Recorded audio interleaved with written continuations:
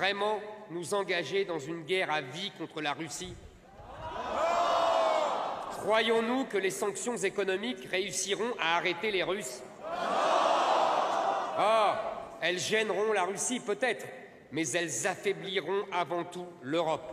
Elles touchent directement nos intérêts et la Russie répliquera. Surtout, il ne faut pas que les sanctions deviennent un alibi de l'impuissance. Je le redis, les sanctions en elles-mêmes seront inefficaces car elles ne traitent pas le problème de fond, celui de la sécurité en Europe.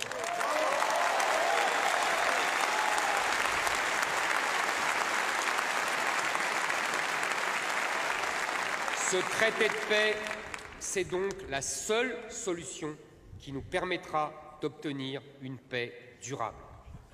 C'est pour cela que les deux plus grands conseillers diplomatiques américains de l'après-guerre, Kissinger et Brzezinski, ont tous deux proposé depuis des années que l'Ukraine accepte un statut de neutralité et s'engage à ne jamais rentrer dans l'OTAN. Et pourtant,